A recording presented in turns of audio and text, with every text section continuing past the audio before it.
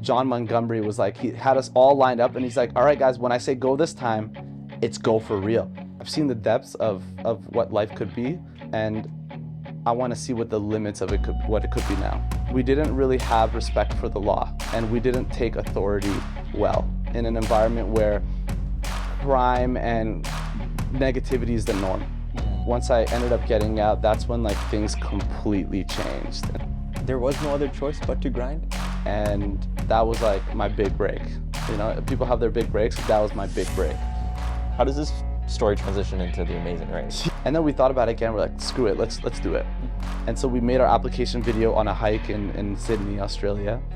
And I was like, oh my gosh, We're doing it. I'm on The Amazing Race. Like I'm about to race on the race. Like I'm not watching the race anymore. Yeah. I'm racing, like, you know? And then he's like, go.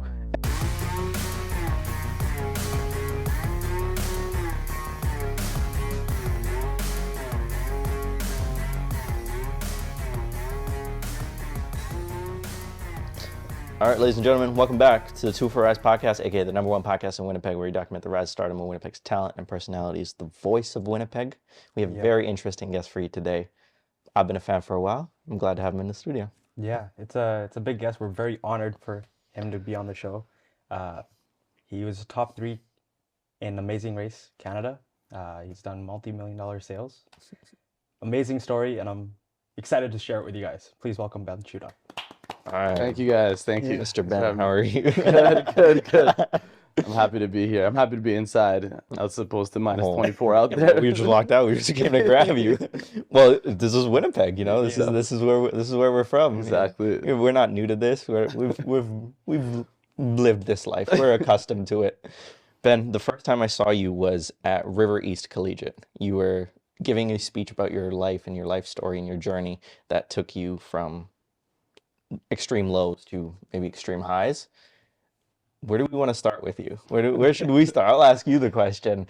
Where did this story start? So some of your accolades. You've been on Amazing Race Canada, which one, my mom loves that show, FYI. I love that show too. You have traveled around the world and Canada as well, and you come from a very strong and hard childhood to where you are now. So let's start from, I guess, the beginning.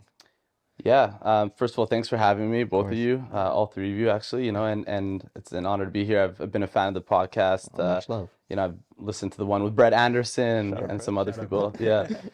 So yeah, I mean, my story starts where my family story starts. Really, you know, so many people from Winnipeg come as immigrants, and you know, a lot of us are children of immigrants, and with that comes a lot of struggle. And so, you know, my parents came to Canada. You know, my dad fled on foot. My mom fled on foot from Ethiopia during a really turbulent time. They managed to make it to Sudan, where they lived in a refugee camp for many years. And then after that, they looked for a place to live outside of East Africa, and they moved to Canada. So my family moved to Canada. I was born here, and I grew up with my parents. You know, at the beginning it was normal. Nothing was wrong really. And although we lived in some difficult neighborhoods throughout Winnipeg, government housing, immigrant refugee centers, we still had a pretty decent childhood up until I was about 11, 12 years old, and my parents divorced. And, you know, although my parents wanted the best for us, it was difficult because now we were living with single parents who came to Canada with nothing, who were starting off and trying to figure out a life for themselves. But, you know, we were so young, we didn't really pay attention to that. So as my parents continued to move around the city looking for their home, we were moving around with them.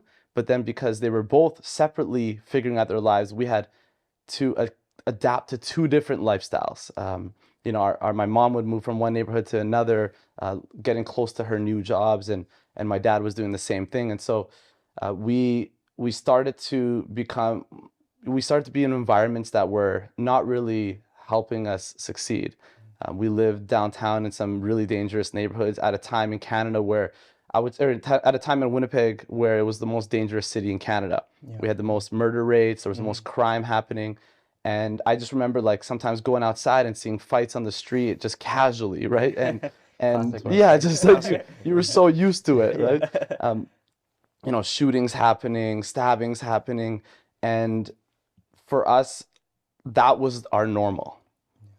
And we didn't really understand what like a normal, peaceful, happy life was like. And so from age, I would say 11 till I was, in graduated high school, it was a lot of that. And then I became one of those people that was getting involved in crime because that was normal to me. I didn't see anything else. And we spent a lot of time with our mom growing up, and so she started working 3 jobs to try to put food on our table. And my brothers and I, we would take advantage of that sometimes. So she would work from 11 p.m. till 7 a.m. and we were in high school. So what does that mean? Party, right? Like go outside, leave the house, and we got into a lot of trouble because of that. And we'd be stealing all the time. We'd be like sometimes there'd be stolen cars around. We didn't really have respect for the law, and we didn't take authority well. And so school was difficult, and the reason I wanted to speak at River East is because my experience there, although I played basketball and football, and although, for the beginning, I had a decent time at River East, it was there where I started getting into a lot of trouble. So when I turned 15, at this point, I already got caught stealing a few times. I've already had multiple run-ins with the law, but now I was turning it up a little bit. I was selling weed. I was completely comfortable, breaking in to a car or something like that. Like I didn't really care. And I just kept accumulating charges. I was getting arrested multiple times, and then it became no big deal. Like I would get released and I'd be like, oh, at least I didn't go to jail. And whereas most people would be like, oh my gosh, I got arrested, right? Yeah. And I started hanging out with the wrong crowd. All my friends at the time were doing the same thing. Like it was so normal. We didn't have any other people around us that were showing us that this is not the way. And when I turned 17, at this point I already had multiple run-ins with the law, and I was arrested. And this time the police was saying that, you're going to be going to jail. This is the end for you. And I remember I didn't really believe it. I didn't clock it. And we ended up going to the Manitoba Youth Center. So I was still underage. I was still 17 years old. And I got there, and, they were doing this, massive background check on me. And then eventually they took me into my cell. And, I mentioned this in my speech, but I remember waking up the next morning, not realizing fully that I was in jail, and trying to open the door. And I'm literally like pulling the door, and it wouldn't open. And every morning when you wake up, first thing you do is probably use the washroom. Like you just walk outside of your bedroom, right? Yeah. I couldn't open the door. And I had a cellmate who I'd never met before, clearly, and he was like, what are you doing, man? Like this is jail. You can't just open the door and get out. And it just hit me like a ton of bricks. Like I immediately was just so sad. So sad. And in that moment I had to realize like all the things that I've done wrong in my life, I'm suffering right now. And I ended up staying there. It was supposed to be like 3 days. It ended up being 8 months. Damn. 8 months in jail on my first time. And yeah, I ended up pleading guilty and accepting like all the responsibility that I did, all the mistakes that I made. And my goal was to eventually come out of this like a different person. And while I was in jail, I decided to focus on changing everything that brought me in there, which was, a lack of caring about authority in school. I started looking at jail as an opportunity to learn and to change. So I started to try to read a lot more. So I probably read like 40 different books while I was in there. At this point, I never read a book before that, really, unless I was forced to by school. I started to like make my bed every morning. I started to, I tried to respect like the law in there because I didn't want to leave and do the same thing I did in the past. And then from there, once I ended up getting out, that's when like things completely changed. And that's like a whole separate part of my story. Can I ask you what it felt like the first time you got arrested? Yeah. Like the very first time, do you remember how or when they put you in handcuffs or anything like that? Like what was that feeling like the very first time? Yeah, the very first time was funny because at this point, I was like a big fan of Lil Wayne. Okay. And I think I was like 14 or 15 years old. I made it. Yeah. And I was like, man, like Lil Wayne, I'm like, I want to be like Lil Wayne. So I went to Zellers. Okay. And I stole a microphone. And I stole the wrong one too. Like it wasn't the right microphone, but I stole the microphone. And then I remember I was walking, and then these two security guards at the Kildonan Place Mall started running at me, and they were like on steroids, like tatted up, neck tats. I'm like, these guys shouldn't be working at Zellers. And they're chasing me, and they just tackled me. They weren't even allowed to tackle me. They tackled me, and they like held me to the ground. They called the police. And I remember just going in the backseat of the car, and the police officer was like writing up all this information. I'm like, I'm done. Like I was completely at a state of shock. Like my life is completely over. And then they called my mom, and she showed up, and then the police officer is like, are you gonna do this ever again? And I'm like, no. He's like, if you don't do this again, I'm gonna release you on a warning. And I'm like, okay, perfect. So then I left, and then that was the first time. So, but it was like one of the worst feelings. What was your mom's reaction to that? Because I know, like, being an immigrant, like a kid of immigrant parents, that's something that, you know, like they talk about that, like, hey, engineer, lawyer, doctor, right? And so now you're going completely against that. You're getting arrested. It was funny. So the low in that moment was being with the police officer. And then I went to a high because I realized I wasn't going to jail. And then as I was walking into my mom's car, I hit a low again because I realized I was going to get beat when I got home. It's done. And so I was like, I'm done. Like when I get home, I should have went to jail. And I definitely I felt it that night. And my mom was very, like, whenever she was disciplinarian, you know, too. Although she worked a lot. But yeah, that was not an easy, because they think like Canada is a place that's going to mold you into like a great person, right? Canada has this high reputation, and it's true, like there's a lot of opportunity here, but you still have to make your way through that opportunity. 100%. And unfortunately, when you live in an environment that doesn't have a lot of success and not a lot of opportunities that are around you, you tend to go into the direction of that. Did it ever cross your mind though, like when you got arrested, it was like, maybe, you know, I've seen it now, I got scared, like maybe this is not something that I was supposed to do. Maybe let me try changing my way. Like when the first time you got arrested, or was it you just fell into the wrong crowd and continued, you know, chasing that crowd? It's interesting because, like, for example, if I were to get arrested right now, it would be frowned upon by everyone around me, because I've surrounded myself with people who would never do that stuff, right? And I would, like, if I told my friends or, you know, the people closest to me, they would be like, dude, what are you doing? Like, we need to talk, we need to figure things out. They'd be disappointed, and they would probably try to help me figure out a way out of there.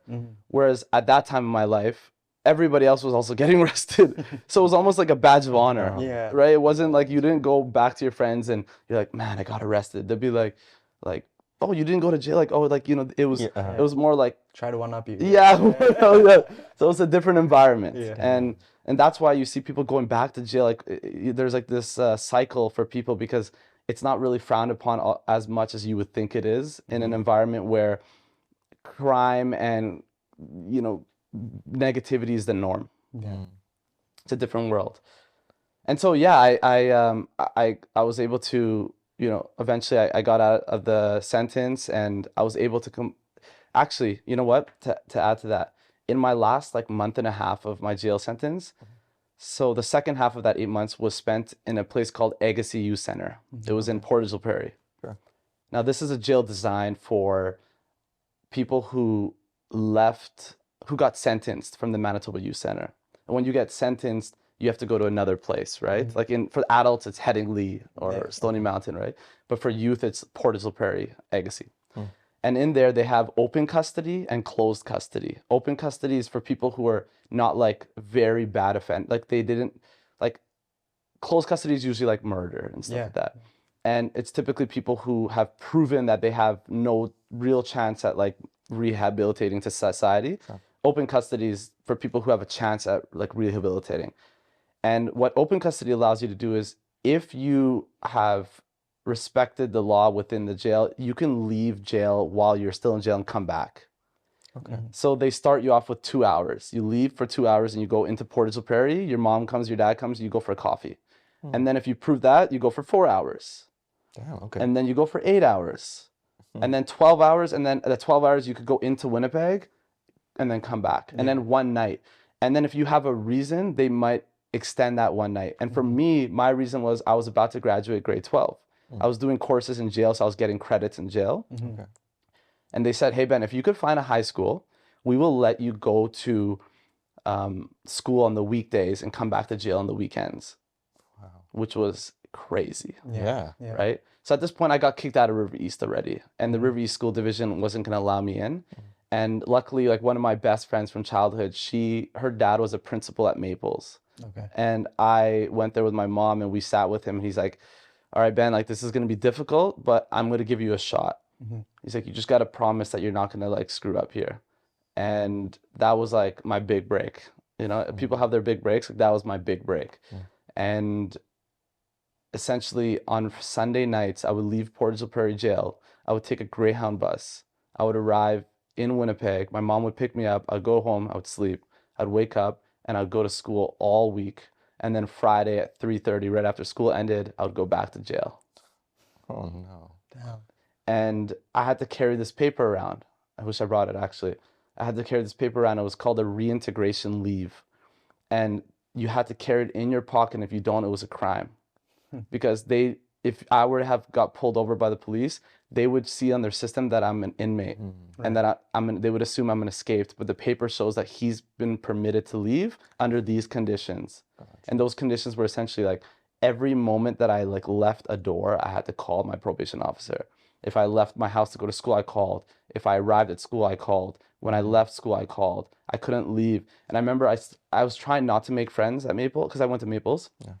I didn't want to make friends because I felt that if I did, I would go back into that world. But then it was inevitable that I'd meet a couple of people. And towards the end, everybody's kind of going out every weekend because it's the last months of high school and it's summer now. And they would invite me out every weekend. I'm like, hey guys, I'm busy. And then finally, when we got to graduation, I told them the real story and their jaw dropped. They're like, so every weekend that we were inviting you out, you were going back to jail. I'm like, yeah. So, Oh no. it was insane. So they didn't know at all. No, you didn't tell. Yeah. So you just went to school. Yeah. So then, How'd you deal with that mentally? Like personally keeping that in? it was very easy because you're comparing it to what it could be. It could be me sitting in jail 7 days a week, right? Like when you hit rock bottom, you know, the smallest things make you happy, right? Like if I gave you a tiny piece of bread right now for lunch, you would be like, what the hell is this? But if you were starving, you'd be so grateful for it. And you know, I have this analogy, like when you hit rock bottom, or like if you're going through life and you're just looking straight, like nothing bad happens to you and you're just looking straight, you're looking left, you're looking right, like you see a lot of potential in front of you, but when you hit rock bottom, like the sky is like what you're seeing. And if you could get back up, like there's no limit to what you can accomplish. And for me, that's what it was. And so that kind of takes me forward to after high school. I started hanging out with a group of people that were like involved in a church community, and they went to the same high school I did. And that really created like accountability for me, and it changed my entire group of friends and changed my lifestyle at the time, you know, from like drinking, going out, partying, and being involved around crowd to like eating healthy, working out, meditating, praying, like taking care of my mind and my body. And that set me up for success. And then I had these group of guys that I'm mentioning, and I remember we were working out one day, and they randomly decided to sign me up for university without even me knowing. And I remember we were walking, and we were at the gym, and they're like, Ben, come over here. And there was a group of guys, and they're like, look at the screen. I looked at the screen. It's like, Ben Chutta starts university in a week at the University of Winnipeg, student number 7, whatever. Wow. Solid friends. Amazing friends, right? And at the time, I'm like, I didn't want to go to university. Like, I was already successful. I graduated high school. I'm not in jail. That's success. That is success.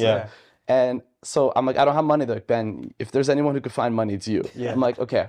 So I go to school a week later. I literally just showed up. I didn't even know what classes I was in or where they were or what was going on. I didn't have money, but I figured it out. And that took me down a road to university that was like game changer for my life as well. I went to the U of M. I did a degree at Asper School of Business.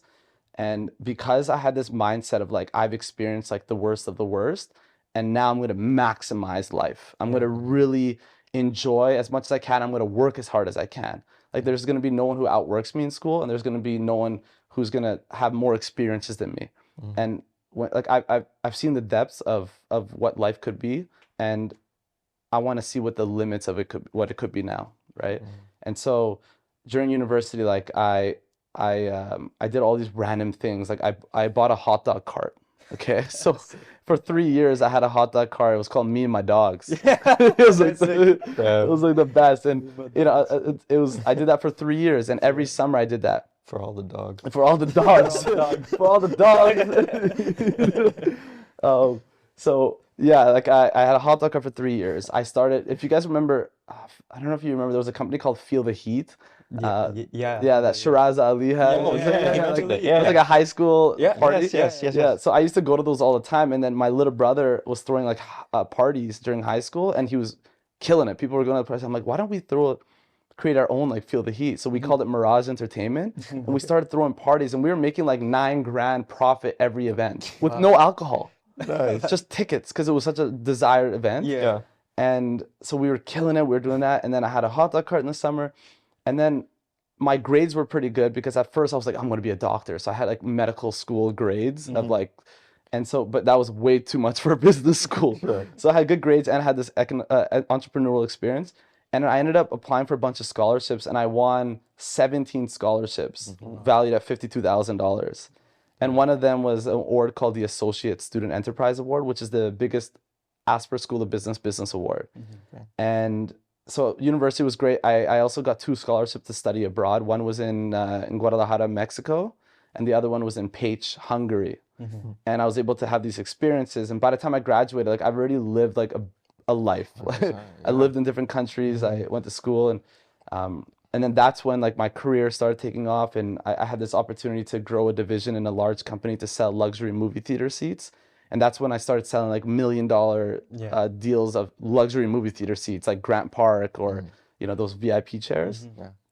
And that took me around the world. Like I did deals in like 15 countries, from like Costa Rica to like the United Arab Emirates. And I had meetings with the CEO of the largest cinema of India in Winnipeg at Highs, like the PVR cinemas. Like he flew down here, and we had a dinner with this guy. And I'm like, this is random, like, you know. That's crazy. And so it was like I was presenting to CEOs of billion-dollar companies. I was on, like, flying across the globe, you know, business meetings. Like I was that guy walking around in the lounge on my headphones, like, like transfer the money, you know. I'm like, who am I right now? Like, this is weird, you know. And so I had this experience, and then so I did that for about 6 years. I had like 15 people reporting to me from all across the world, from France to Mexico.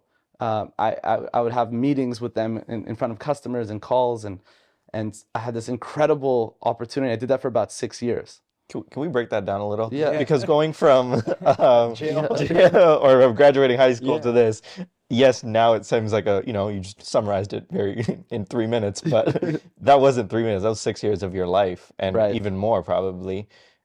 How'd you get started in that? Like going from, okay, I'm gonna get a hot dog stand. What was the idea of getting a hot dog stand? Why a hot dog stand? Why that way? And did you put up money first to get the hot dog stand? How'd that snowball into $1 million business deals? Yeah, I've always been entrepreneurial. I've always like had this mindset of like, I want to earn money. I want to work hard. Gotcha. Like when I was 12, I saw this kid walking my street with doing papers, like delivering papers. And I remember I just went up to him. I'm like, hey, how do I get a job here? He's like, I'm actually quitting today. Do you want my paper route? I'm like, yeah. And he just gave me his paper route. Right? And I just took over the paper route. I didn't ask to get the job. I took the job. You know, I called the owner, or like the paper guy, and I was like, hey, I'm the new paper boy. And he's like, sure.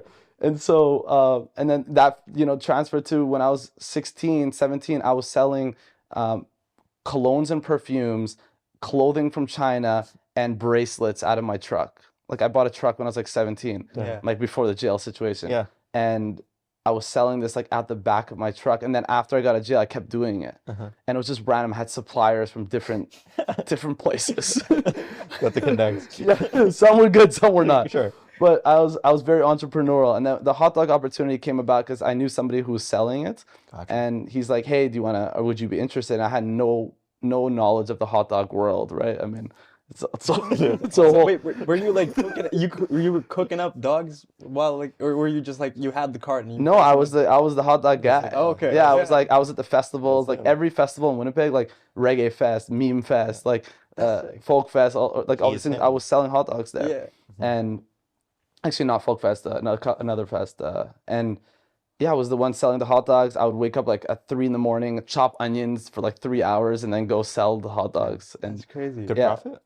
it was okay. I'm not gonna sit here and be like, I killed it. Like, it wasn't as good as I thought it would be, but it was still pretty solid for a university student. Yeah. But there was a lot of costs involved that people are not aware of, like insurance and commissary and But I learned a lot, and the learning was way more valuable than the money I made.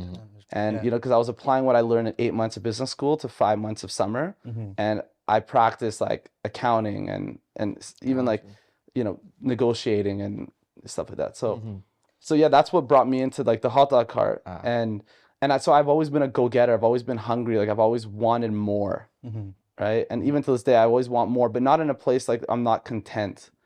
Like I'm constantly happy with where I'm at, but there's another side of me. It's like we could do more, right? It's never like unhappy.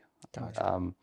Did you like ever have your friends be like, yo, why are you selling hot dogs? Like you're in university, right? So like a lot of people are associate like, oh, let me go get an internship at like RBC or something to work on their business department. Like, was that ever frowned upon when you were with your crew? Yeah, I mean, I wouldn't say frowned upon, but it was very like it was people were curious because it's so out of the norm, right? Yeah. Like what 0.5% of people have a hot dog cart, it's like probably less than that. Yeah. But for me, I've always liked the idea that I want to control my destiny a little bit. Yeah. And so when it comes to like owning a business or even in sales, which I do now mainly, it's like you're in control of what you can do. And when you believe in yourself strong enough and you have enough confidence in yourself, and the variability works in your favor. Like I know that if I'm put in a situation where 80% of my pay is dependent on how well I do, I'm confident enough to know that I'm going to get 80 and more. And so I'm not like a lot of people that don't want to do entrepreneurship or sales. It's because sometimes there's a bit of concern or fear that like, hey, what if I don't hit my targets or I don't succeed? Then I get nothing, or I'm less than what I would get if it's a more stable opportunity. So the hot dog cart fit into that mold for me. Gosh. I was able to do that. Yeah. You were able to see like input, output. The more work I put in, the more output I would get. Yes, exactly. And that's how I felt. And then I started, it's like the little things you would pick up. Like, for example, whenever I saw a family walking by, I would always throw onions on the grill. So they would saute. Yeah. And then the smell, like, and then I would like kind of like, Yeah, like I'd use like a little bit, and then it would hit them, and then the father would always like, or the kids would be like, Dad, can I get a hot dog? And then I'm like, yes, 'cause the families were the biggest ones, right? Like they'd spend like $60 sometimes, and I'm like, yes. So it was like I got to control that. Yeah. That was my decision that allowed that sale to happen, and that's what I love. So, out of university, my first job was actually this like marketing job, which I hated. I just took it because I thought that was the thing you do out of university. You get a marketing job or a job like that. And in that first year, like the number one thing I did in that job was look for other jobs. like I was not happy there. Oh, no. And I ended up finding another opportunity, and it was this movie theater seats gig. And basically on the application, it said, we're looking for an entrepreneur, somebody who's a go-getter, to grow a brand new division, to be like an intrapreneur, right? And who likes to travel and likes movies. I was like, check. Okay, let's go. Let's go. So it was a perfect opportunity. I got to work in a big company and leverage the learnings and getting paid to learn, but also be an entrepreneur within that company and like use my skills wisely and grow that skill base. And so that's why I got into selling movie theater seats. And it wasn't even just selling, it was like growing a company. Like I legit made business plans. I expanded the company around the world. I was dealing with every department in the company. I was starting a business. And the experience that I got from there is probably something that for the rest of my life I'll be able to do that, right? Wow. And I didn't lose money. Like I didn't take a chance losing money because it was a company that was paying me. And that's what kind of propelled my career forward. And that's why I started traveling for work, and because we were killing it in North America. I'm like, why don't we go to France? Why don't we go to Belgium? Why don't we go to Dubai, Hong Kong. We were going to events in Hong Kong. We were meeting with, you know, the largest movie theaters in Japan. Like, I don't know, I would do research on like Japan. Like, you know, for example, one of the things is they'll always kind of say yes to you just to save face, Yeah. right? Whereas like in America, they'll be like, hey, Ben, we're not interested. I appreciate the effort. Whereas in Japan, they'll be like, yes, we're interested. Gotcha. But they just do that so you don't feel bad, right? So I learned so much about culture and the way people carry themselves and conduct business. And that was probably one of the most exciting parts of the job, is like working with people from complete different backgrounds. And yeah, so I did that for 6 years and I had a great time. Did you have a moment where you know, you look back and you're like, man, looking at my life where it started, and now I'm like traveling the world, getting to do what I love. Like, this is insane. Like, did you ever have that moment? Yeah, I did, because there was like a day it was my first time flying business class. Okay. Ooh. And if you ever fly business class, especially internationally, like in the pods, Yeah. it's like a whole new world. Whole new world. Like I felt like Aladdin or something, you know. And I remember just sitting in there, looking out the window, and thinking like I just was thinking like there was a moment I was in my cell where I was like, I can't wait to like just go for a walk. Yeah. You know, like it was like that's all I wanted. I was like, I can't wait to just go outside and go for a walk. And because when you're in jail, you're always surrounded by people. You never have a moment to yourself. You have a cellmate. When you go outside, there's guards, there's like people. And I just couldn't wait to just step outside and be by myself. And when I was on that plane, I was like, wow, I'm so far away from that now. Not even like I made it out. It's like I'm so far removed from that part of my life. And I just had this reflection for like 5 hours, just sitting reflecting, and I was so grateful. And then I started to like think about like how I got here, like what did I do, you know, what should I do about this in the future, how should I help people.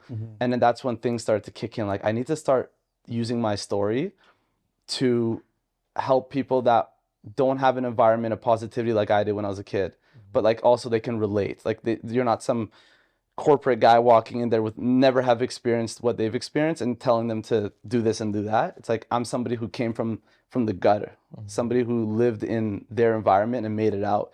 And so that's one of my big goals right now, is to go back into those communities and speak to those kids. And that's why I gave a speech at River East. That's why I'm here today, you know, just to open up about my life and use it for good now. You know, I think there's a quote I read, it's you're most qualified to serve the person you once were. Wow. And, you know I can help a lot of people that would potentially go to jail tomorrow, or, you know, potentially be on the streets for the rest of their lives. And that's like one of my big passion projects in life right now. Nice. What did you do in jail that now, you know, like you said you became more disciplined, you started meditating more, you basically turned your life around in that jail cell for 8 months, right?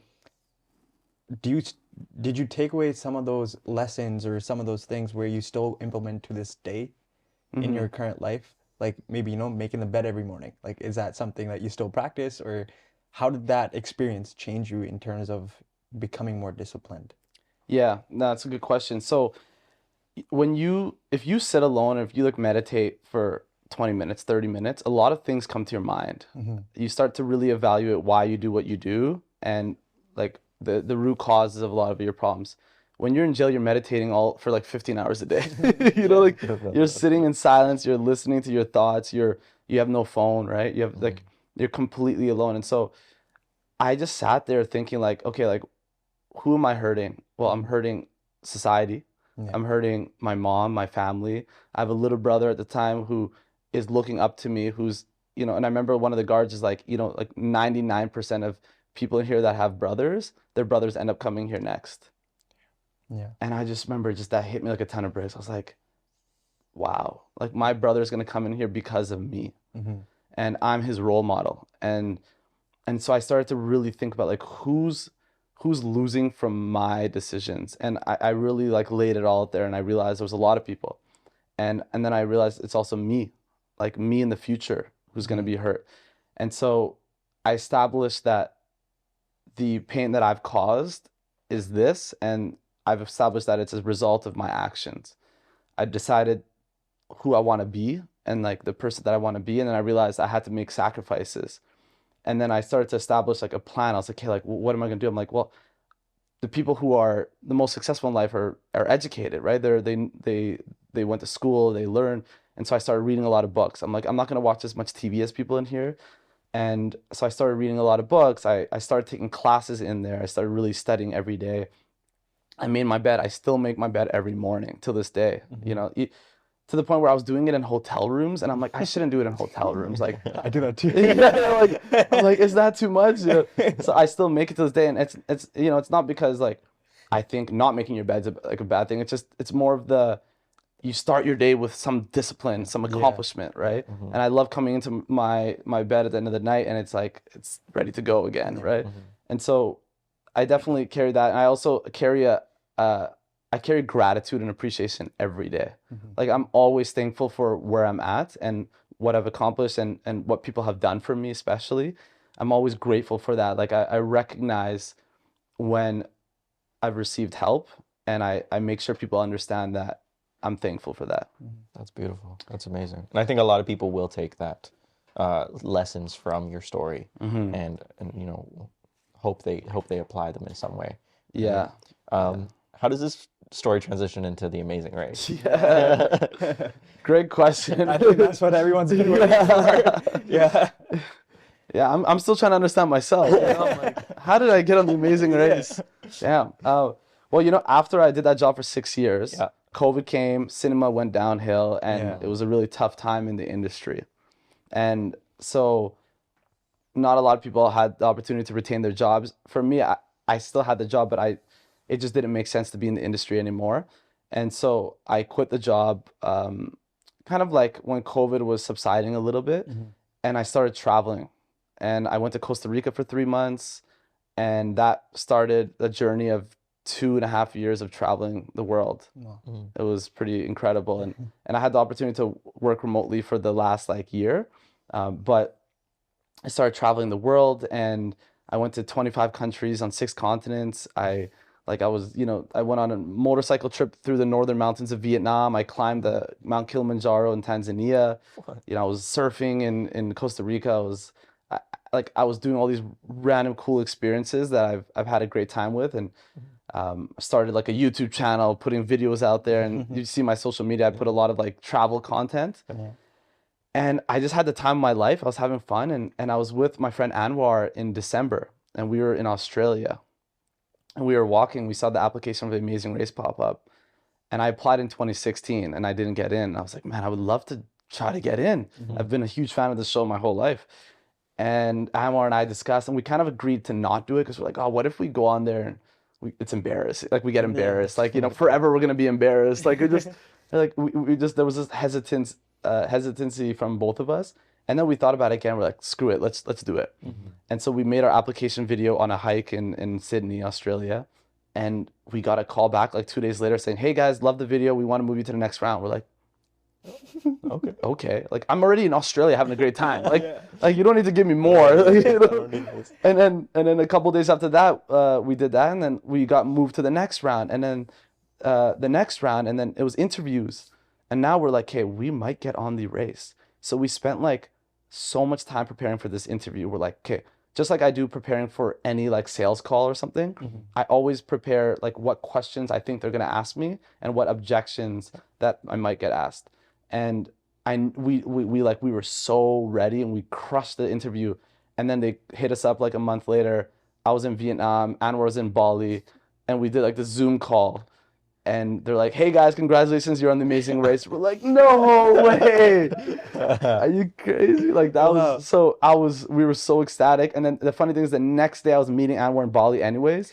So we just started training in Bali. Like it was like it's hard to believe. Like you're training for a competition show in Bali. You know?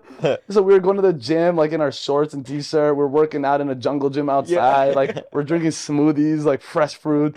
We're so prepared. We're watching old seasons.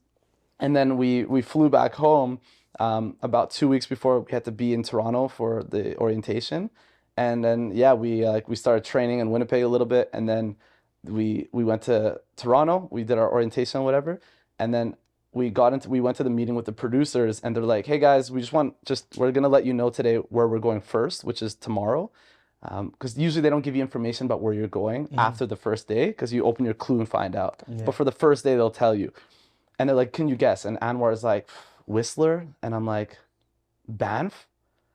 And he's like, "Winnipeg." Run. I'm like, what? Winnipeg? Like, I arrived in Winnipeg, went to Toronto, then we're going back to Winnipeg. Like, that's it, back to Winnipeg. So we're like ecstatic, right? And we're pumped. We're like, well, we're going to crush it in Winnipeg, right? Yeah. That wasn't the case. But so yeah, it was great. We flew to Winnipeg the next day. We stayed at the Fairmont, and then the next morning, we were doing like video shoots to prepare for the initial scene of the race, and we started. And I remember like there was a moment where John Montgomery was like, he had us all lined up, and he's like, "All right, guys, when I say go this time, it's go for real." And I was like, "Oh my gosh, We're doing it. I'm on the Amazing Race! Like I'm about to race on the race. Like I'm not watching the race anymore. Yeah. I'm racing." Like, you know. And then he's like, "Go." And then we all ran down the Provencher Bridge, and I'm like, "This is my home. This is my city, right?" Of course, it was snowing in April, and then we basically went to the art gallery. We did a challenge there, but then we flew right out of Winnipeg after the first challenge. Nice. We went to the art gallery, we did one, and then we went to Calgary on a chartered plane, and then we just started racing, and it was like the time of my life, and it was so fun. What does the training process look like before you get onto the show itself? Like, are you just working out like physical strength, or are you practicing puzzles, sitting down for an hour or two, like figuring out clues? Like, how does that training process look like? All that. Okay. Yeah, all that. Like we overemphasize the physicality part, because we've seen past seasons where there was a lot more physicality. I don't know if there was as much on this season. But we were training, we were pretty solid shape. Like we're like, okay, no one's gonna beat us in a physical challenge. We felt, we're like, but we started doing puzzles. Like I went to the Forks and bought a big puzzle, and we spent like 6 hours just doing a puzzle on my table. We're doing navigation. We were watching old seasons and writing down all the challenges that they were doing, and like, okay, like, all right, Anwar, if we have to pick between us, who's doing this one? Who's doing this one? Like, who's better for these? Like, Anwar has a phenomenal memory. Like, he could remember anything. I didn't even know how good it was until the show. And then, but he's also not a big fan of like heights. So I did all the heights challenges, like rappelling down buildings and like climbing up a pole and stuff like that. And then he was just killing it on like memory, and he's very athletic and stuff like that too. So that's how we train. It was like planning, mind, body, just being able to calm down under stressful situations. How are we going to interact with each other under adversity and stuff like that? And so that's stuff we learned during the show too, is like how to deal with pressure, how to deal with stress. Like this is high intensity. This is like playoffs. Like it's like 7-game playoff game 7s, and sometimes you don't sleep for more than 3 hours a night. Sometimes you wake up and you just go straight to racing, and keep in mind, like while you're racing, while you're doing these challenges, like people don't recognize fully, but you're getting asked questions as well, so all the times like we're talking, we're answering questions and stuff like that too. So yeah, it's a lot of that. Wow. Yeah. That seems just so fun. Yeah. I don't even know what to say. It just seems so much fun. No, it was so much fun, and you're in a bubble for a month of racing. You're in a bubble. You're in your own world. Like you don't fully recognize like what's happening on the outside. It sounds like jail. On the outside. This is a good jail. This is a good jail. This is a good jail. Yeah. So it's funny because like I was I was always like, I wonder if some people are like not enjoying not like being in a bubble like this. Yeah. Because for me, it's normal. I was like, I'm like, I get food to my door. Yeah. But yeah, it was such an incredible experience. And then what was even another thing that I loved about the race was after the show ended and we were back at home, like we couldn't tell people for 6 weeks, which was, people were like, "What have you been up to?" And I just finished the Amazing Race. And we were not allowed to tell anyone for 6 weeks until they announced us. So I'd be going for walks because I just came back from traveling. People would be like, "Oh, like, what have you been up to? Where have you been lately?" Like, I went MIA for a month. I'm like, meditating, and like I went on a retreat. Good one. I went on a retreat. Yeah, I was like, Okay. and so So nobody knew at all? no, we couldn't tell anybody. Like we didn't tell anyone. Not even your family?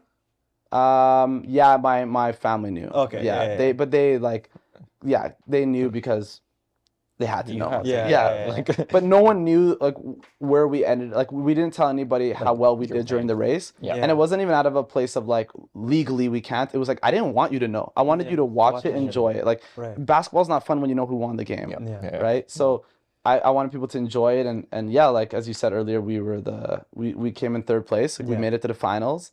We were really ecstatic at the opportunity to experience the entire race. Like we went to every single city. We did all the challenges. We got the full scope of it.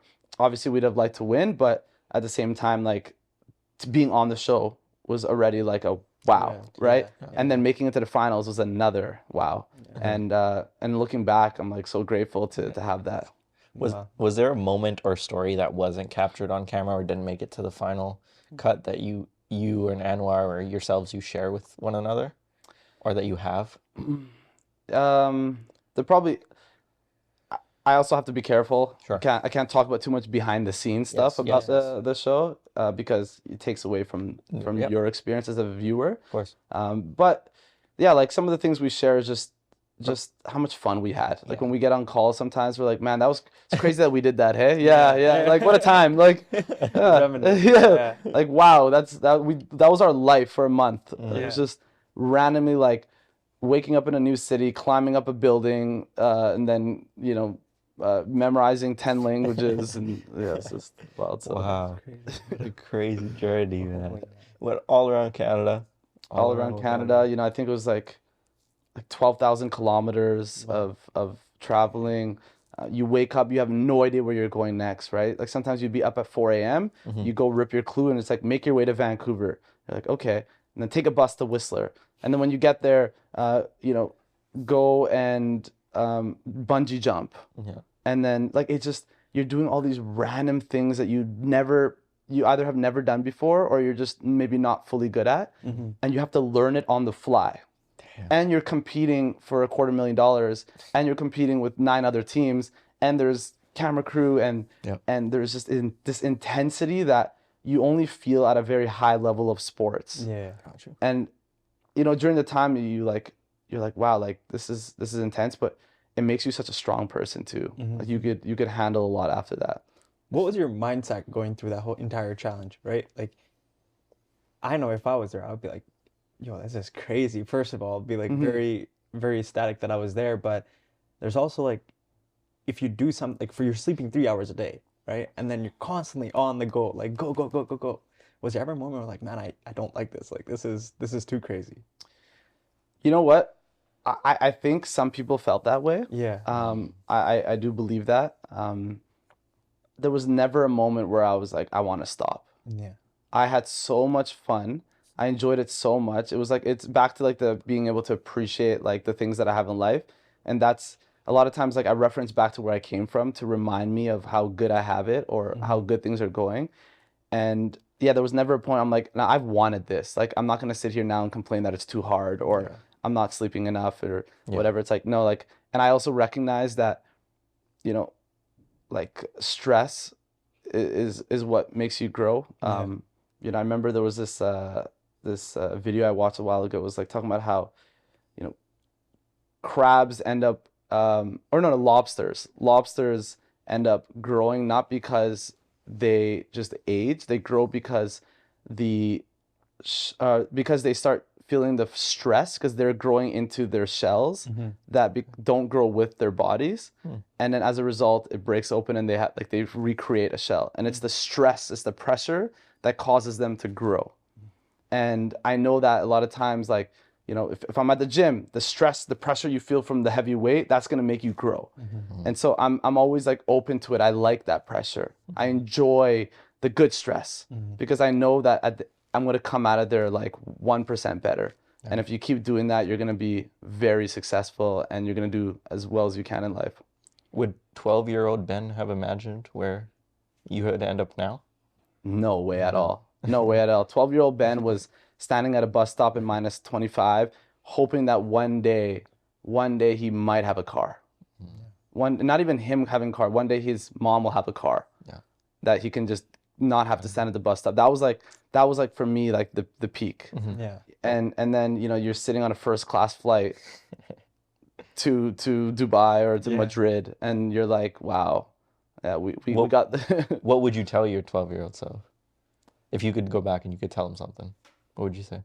I would tell my 12-year-old self to believe anything is possible, to not like have a limit to what you think is possible, to truly believe that you can do anything you want, because I have that belief right now. And it took hitting rock bottom for me to recognize that. But at 12 years old, I wasn't there. I was just, for me at that point, it was like a car, the bare minimum was like what I thought was the peak of life. And so I would tell to 12-year-old Ben to dream big, to not let anybody tell you that you can't do what you want to do, and go for the top, go for everything. What does it feel like to where you started, now you're here, and being able to, give your family, give yourself the life that you never thought that was possible? What does that feel like?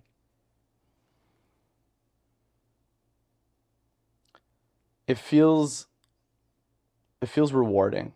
Yeah. It's because there's a lot of work behind the scenes, right? Like I don't talk about, like, the achievements are more visible, and it's easier to talk about on a forum like this, whatever. But it's there was a lot of work, inner work, outer work. For me to, when I was at Maples, for example, like I took myself from a 50% GPA to like a 92% honor roll student, and that was because I study like 7 hours a day. Like, this isn't high school, right? People don't study 7 hours a day in high school. Before I got into jail, I didn't study at all. And then I would go home from like 3 p.m., 3:30, and I would study till like 10. I would just stop to eat, because I was like, I'm not gonna go back to jail. I'm not gonna call my friends or hang. I actually can't leave my house, really, technically. I don't have like social media or anything. Like, I have nothing else to do. I'm not gonna watch TV. And I put in so much work to get me through high school. And then when I was in university, I took that same work ethic, and I would study Friday nights and Saturday nights till like 2, 3 in the morning. Like, I would intentionally go to the university at 6 p.m. on a Friday night without my phone and study until 3. That way, like, no one could call me. I would not be told, like, convinced to go out. And I put in the work, the hot dog cart. Yeah, people would see me at the festival, but they didn't see me at 3 a.m. chopping onions in a dark room, right? When I was traveling for work, like, yeah, people would see like the rooftop bar, but there was also a lot of lonely nights in hotels where I was on my computer sending emails to customers at 1 a.m. And there was a lot of that. And so the Amazing Race, like, getting on the show is great, but like, I also applied in 2016. I also, like, it's like, it's easy to see the success, but like the hard work that went into these things, and the amount of energy that I've expended to make this a reality, and to help the people around me as well. When you're told, when someone reminds you, like, hey man, you did great, or like, you guys invited me here, for example, it's a good feeling, because it's like, hey, this person's somebody worth talking to. And so it's a rewarding feeling. It's like, you're like, oh, all the things that I did, they actually meant something. They went here. So I would say rewarding is probably the right word. But people will never see nor understand what you had to go through to get here. Everyone sees the success and, oh my God, that person's doing this. But if you were in my position, it's very hard to get to where you are. I listened to a recent podcast with like Jeff Bezos, and he was talking about how, listen, everyone wants to be the richest man in the world, like, have this billion-dollar company. But he was like, I assure you, you not want to be in my position. This stuff is hard. Yeah. And it's a similar mindset. People will see the accolades, see the success, but it's a 10-year, is a 10-year success story overnight. Exactly. Like this started when I was 17 in my jail cell with my 40S, law course I was taking. Yeah, exactly. And they would shut the lights down at 10 p.m. And but there would be a little light just so they could still see. And I would be holding up this module up to the light so I can keep studying past 10 p.m. Damn. And I remember doing that like vividly, like I would do that all the time. And because I wanted to maximize my opportunities. And that started from those days at age 17 to now, where like, I still grind, I still work hard. Yeah, I took some time traveling, and that was because I also recognized that there's phases in your life where certain things are better to do than others. Like while you're young and single, it's better to travel than when you have a family and kids, right? Yeah. So I recognize the phases of my life, but it started there. There's a lot of behind the scenes that, like you guys preparing for this is going to be an hour, but you do a lot of work behind this that makes this a success. Yeah. Do you think that, like everything that you've been through, there was no other choice but to grind? Like, you had no other choice. Like you know nothing else but to grind. Right? You've seen the worst of worst. And now you're trying to make something for the rest of your life. That's 100%. Right. Yeah. Yeah, the alternative is jail. The alternative is the streets. The alternative is, a lot of my friends from high school did not make it, and I don't talk about it a lot, but, one overdosed on drugs, one committed suicide. There's a couple that are still like heavily involved in the criminal justice system. There's people still in that world, and I'm not going to get into everybody's information, but that was the alternative. And so me grinding, and I felt the harder I worked and the more successful I became, the further removed I became from that. And it created this nice cushion for me to ensure that I never go back to that. And so that's why I probably worked really hard as well, was I wanted to become far removed from the life that I used to have. And I'm so far now that I'm like, I need to really not get too far away from the people, because if I do, then I'll never be able to like support them or help them. And so that's where I'm at now, where I'm like, okay, like I need to stop and actually go back, but from like this positive place and contribute to that community. And yeah, so that's definitely the case. That's amazing, Ben. Are you thankful for all the struggle that you've been through? Like everything that you went through prepared you to be the human that you are today. All those experiences, everything that you went to, would you take any of it back? If you could go back and change it, would you? You know what's amazing? This is a great question. I've asked myself this, because if I were to go back in the same, like not knowing where I would end up, of course I wouldn't want to be in jail, right? I would not want to. But when you've seen what happened as a result of all that, you wouldn't want to change it. It's like, this is like, I'm happy with where I'm at, so why complain about how I got here? Right? Now, I wish I didn't hurt the people that I hurt in my life, and I wish I didn't, have such a negative impact on the community at the time. I just wouldn't take back the struggle, because, through that struggle, I've become myself and who I am today.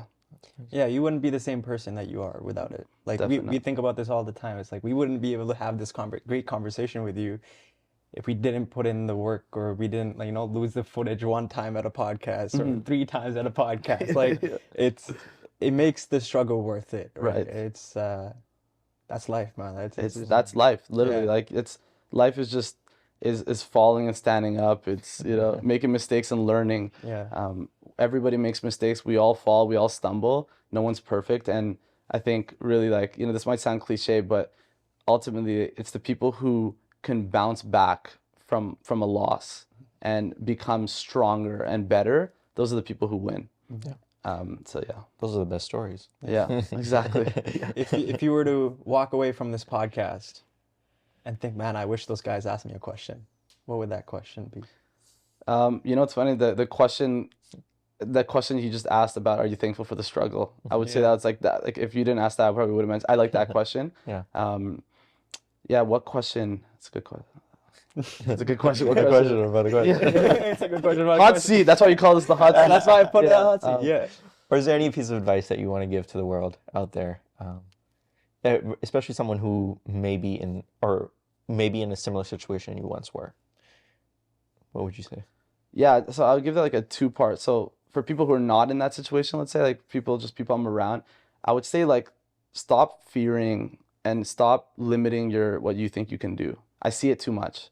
A lot of people are like, they limit what they think they can do.